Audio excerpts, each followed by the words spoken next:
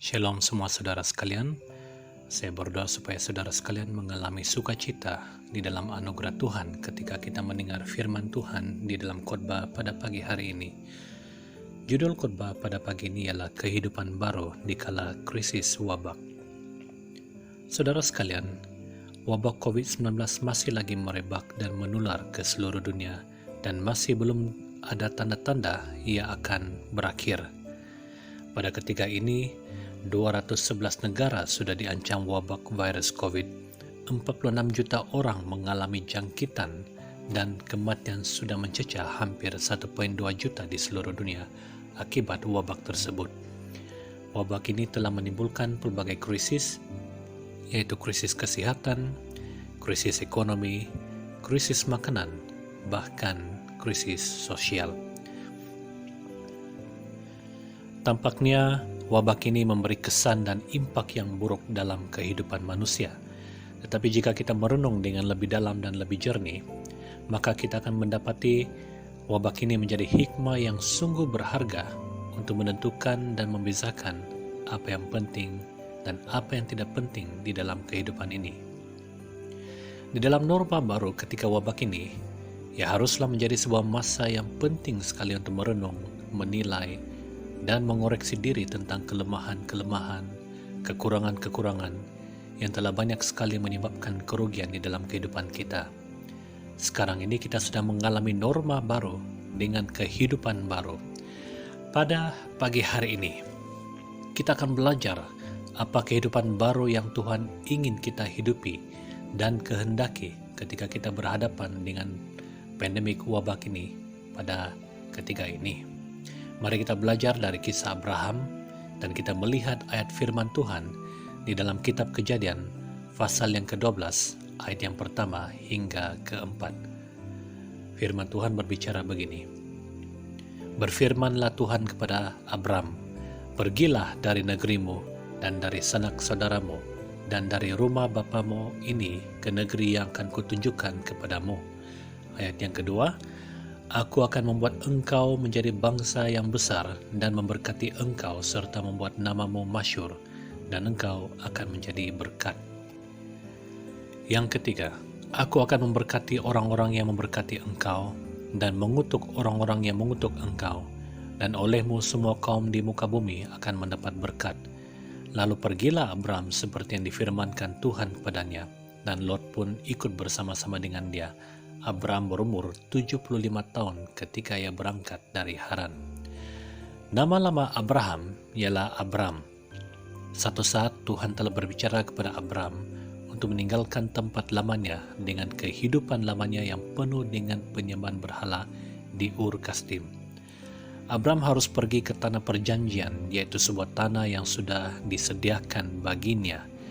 Dan di tanah perjanjian itu, Abraham mengalami sebuah kehidupan yang baru, bahkan dia menjadi bapa kepada setiap orang yang percaya.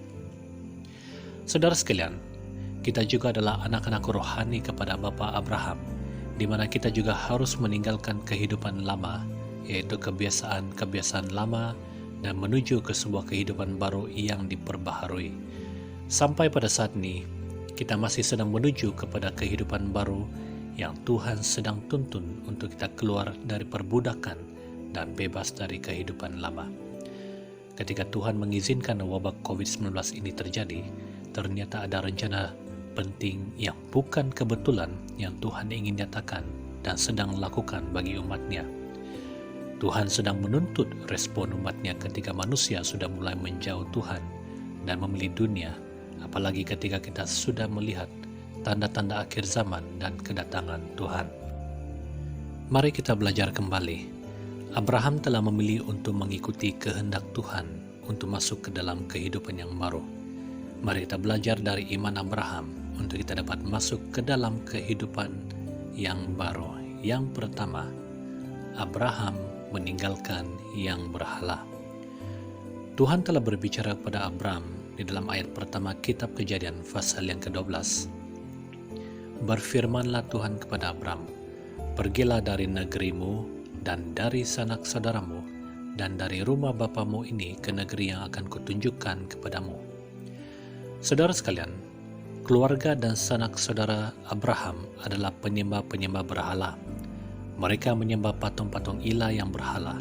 Mereka juga turut menyembah matahari, bulan, dan bintang.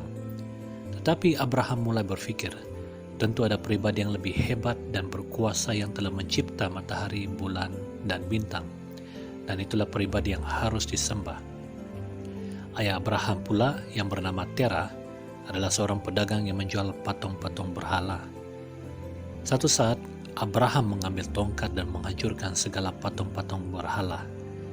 Abraham sadar bahwa patung-patung berhala itu tidak mempunyai apa-apa kuasa dan adalah suatu kesia-siaan untuk menyembah patung-patung ilah yang tidak membawa apa-apa keuntungan.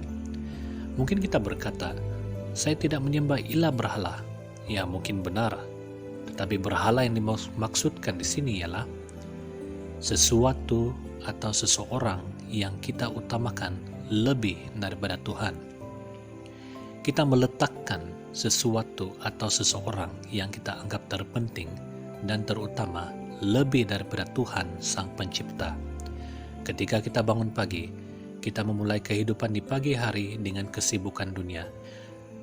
Kita mulai melihat handphone, memikirkan kerja, dan mulai sibuk untuk mencari pendapatan dari pekerjaan dan bisnis kita.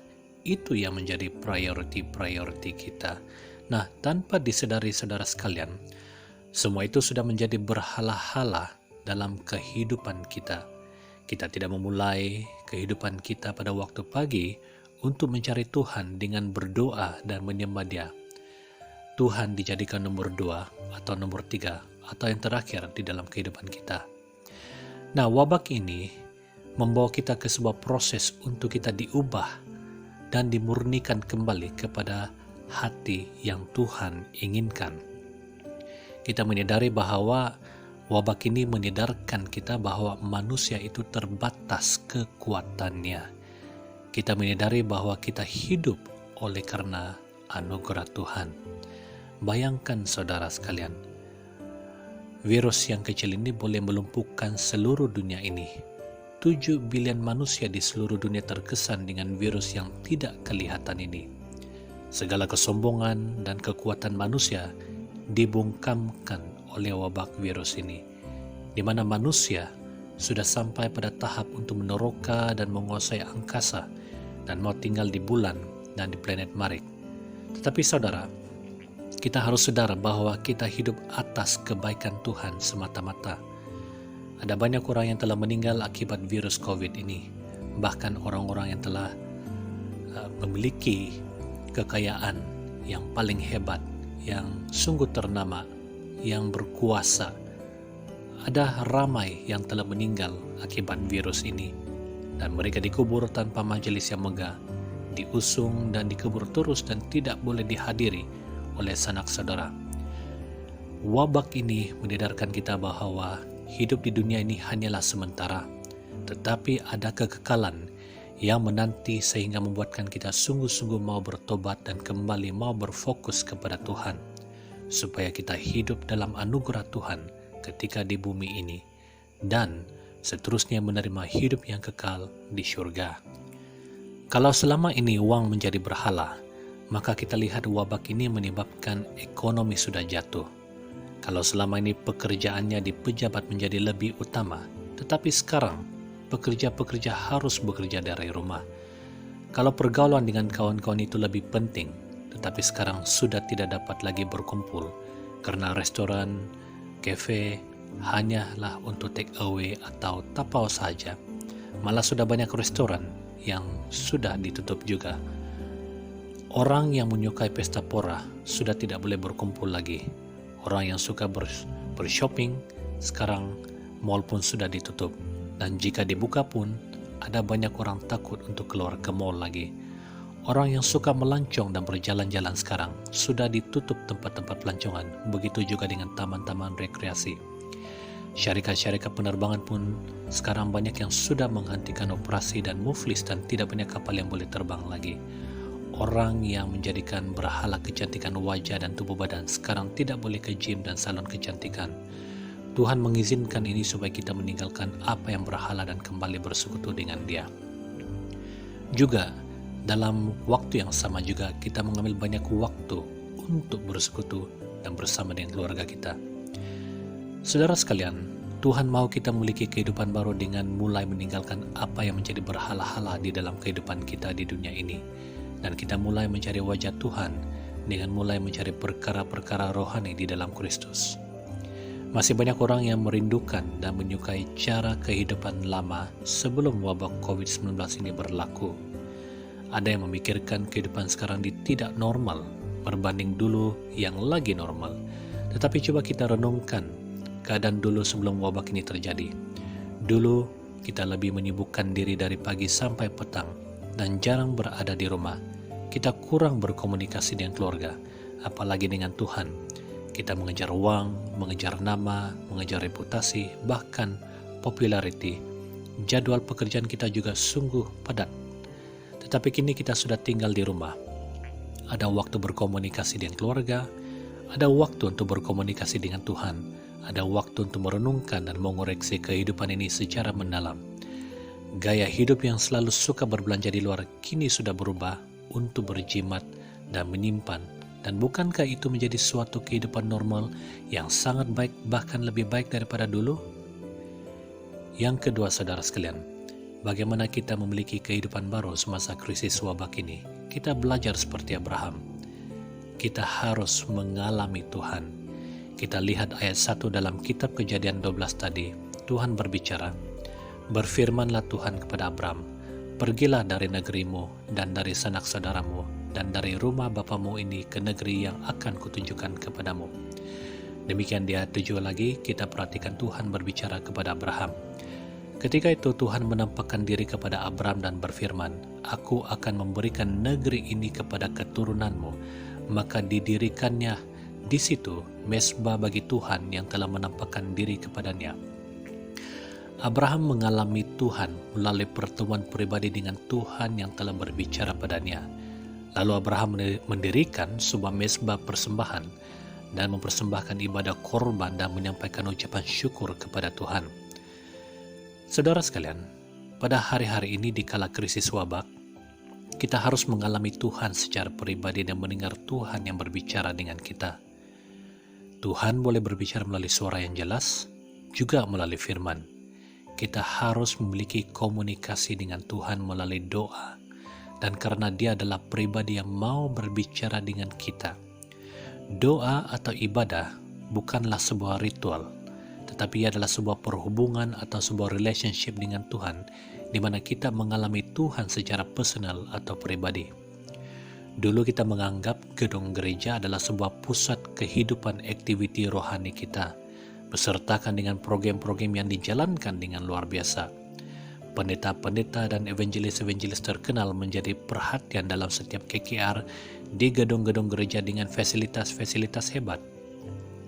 Tetapi kini, ibadah dilakukan di rumah saja bersama keluarga di rumah dan dipimpin oleh ketua keluarga. Bukankah di rumah kita juga harus membangunkan mezbah Tuhan? Ada yang memimpin doa, ada yang membaca firman, ada yang bersaksi, ada yang berdoa syafaat dan bersama-sama menyanyikan pujian dan penyembahan. Yang tidak pandai berdoa, mula pandai berdoa. Yang tidak pandai bersaksi, akan mula pandai bersaksi. Yang tidak pandai menyanyi lagu pujian penyembahan dan bersyafaat, akan mulai pandai semuanya. Dan Tuhan tetap hadir di dalam ibadat tersebut walaupun ia diadakan di rumah.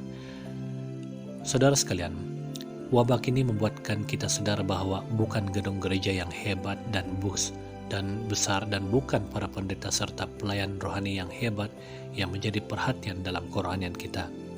Tetapi yang menjadi pusat kehidupan rohani kita ialah pribadi Tuhan Yesus Kristus yang telah mati menebus dosa kita dan telah bangkit mengalahkan maut sehingga menganugerahkan kehidupan kekal buat kita. Yang ketiga, bagaimana untuk mengalami kehidupan seperti Abraham? Kita harus memisahkan hal yang utama dengan hal yang tidak utama.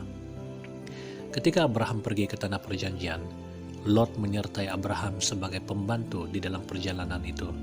Dan satu waktu telah terjadi pertikaian untuk pembagian kawasan antara Abraham dan Lot. Dan sebenarnya bukan rencana Tuhan untuk Lot memiliki tanah perjanjian dengan Abraham ketika itu. Ayat firman Tuhan berbicara di dalam kitab Kejadian, pasal yang ke-12 ayat yang keempat. Lalu pergilah Abraham seperti yang difirmankan Tuhan padanya, dan Lot pun ikut bersama-sama dengan dia. Abraham berumur 75 tahun ketika ia berangkat dari Haran. Abraham telah memisahkan diri dengan Lot ketika terjadi pertikaian tersebut, dan dikatakan demikian di dalam pasal yang ke-13 ayat ke-9 yang berbunyi begini. Bukankah seluruh negeri ini terbuka untuk engkau? Baiklah, pisahkan dirimu daripadaku. Jika engkau ke kiri, maka aku ke kanan. Jika engkau ke kanan, maka aku ke kiri. Ayat yang ke-10. Lalu Lot melengkan pandangnya dan dilihatnya lah bahwa seluruh lembah Yordan banyak airnya seperti taman Tuhan, seperti tanah Mesir sampai ke Zoar. Hal itu terjadi sebelum Tuhan memusnahkan Sodom dan Gomora. Lot memilih apa yang baik di mata kasatnya, dan itulah Sodom dan Gomora, di mana kemudian hari ia menjadi sebuah kota yang penuh dengan keserakahan dosa yang lalu dimusnahkan Tuhan. Sementara Abraham pula menerima sebuah kawasan yang sungguh baik daripada Tuhan, hingga Tuhan memberkati keturunannya dari situ.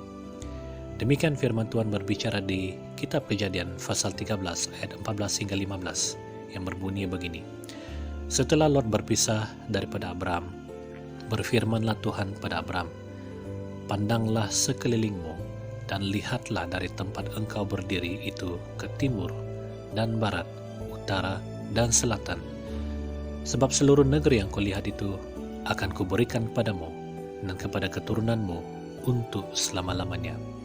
Saudara sekalian, selama 13 tahun lamanya Lot bersama Abraham, Tuhan tidak berbicara padanya, sehingga Abraham memisahkan diri dengan Lot, dan baru sehingga itulah Tuhan mulai berbicara kembali padanya dan menuntunnya dengan jelas untuk masuk ke tanah perjanjian.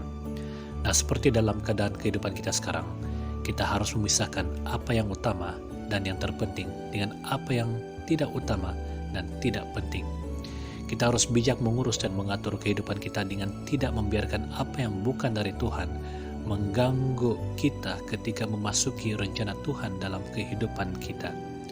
Karena itu hanya akan membawa kerugian dan melambatkan apa yang seharusnya kita capai. Seringkali kita harus melepaskan dan meninggalkan lot-lot dalam kehidupan kita yang bisa mengganggu kita untuk masuk ke dalam rencana Tuhan. Sepertinya orang yang berusaha mencari kemewahan dan membeli kendaraan mahal, tetapi ketika wabah ini melanda, maka kendaraan-kendaraan mewah itu hanya dapat disimpan dan diparking di rumah. Apabila membeli baju-baju dan bag-bag mahal, jam mahal, kasut mahal, jam tangan mahal, dan barang-barang kemas, semua itu tidak lagi dapat dipakai keluar. Sementara ada yang mengalami kesusahan untuk membayar pinjaman bank untuk kendaraan. Dan ada juga yang terpaksa melelong dengan harga murah untuk semua barang-barang yang telah dibeli dengan mahal untuk menampung segala kos keperluan makan minum ketika wabah ini melanda. Manakala gedung gereja yang besar dan lengkap dengan fasilitas pun menjadi kosong karena semuanya sudah dilakukan secara online di kala krisis wabah ini. Saudara sekalian, kita harus sadar bahwa hidup kita adalah sebuah kesempatan sementara untuk melayani Tuhan dan melakukan kehendak-Nya serta memuliakan nama-Nya ketika kita masih ada di bumi ini. Ketika kita masih hidup dan Tuhan masih memberikan nafas, mari saudara sekalian, kita merenung apa yang harus kita pisahkan dari kehidupan kita sehingga menjauhkan hubungan kita dengan Tuhan. Begitu juga dengan kepengurusan keperluan hidup kita. Jika di masa lalu kita banyak berbelanja untuk sesuatu yang tidak penting sehingga mengakibatkan pembaziran, tetapi sekarang kita mulai berubah untuk berjimat untuk keperluan dan apa yang utama saja. Jika kita berfokus kepada keperluan, maka kita tidak akan berkekurangan. Karena jika kita hidup di dalam keperluan, apa yang menjadi keperluan, Tuhan akan cukupkannya. Karena firman Tuhan berbicara dalam Filipi pasal yang keempat ayat 19. Allahku akan memenuhi segala keperluanmu menurut kekayaan dan kemuliaannya dalam Kristus Yesus. Mari kita belajar untuk memisahkan keperluan dengan keinginan selain mengesampingkan apa yang tidak utama. Seterusnya, bagaimana kita menghadapi wabak ini dengan kehidupan baru. Yang terakhir dan yang keempat, kita harus memahami tujuan Allah di dalam kehidupan kita. Tuhan tidak bekerja dengan kesia-siaan. Dia adalah Tuhan yang bertujuan. God is a God of purpose. Dia memegang setiap kendali kehidupan dan ciptaannya, dan dia adalah Tuhan bagi masa depan. Tuhan bekerja dengan menyediakan tujuan hidup bagi setiap umatnya, dan Tuhan menyukai proses. Karena di dalam proses, Tuhan akan membentuk hati umatnya. Tuhan menyatakan tujuan melalui proses yang diberikan kepada umatnya. Mata Tuhan tertuju kepada kita sebagai umatnya yang percaya padanya. Maka Tuhan juga rindu untuk kita memiliki tujuan hidup yang benar, yaitu kehidupan yang memuliakan namanya dan sebuah hidup yang berkelimpahan di dalam anugerahnya.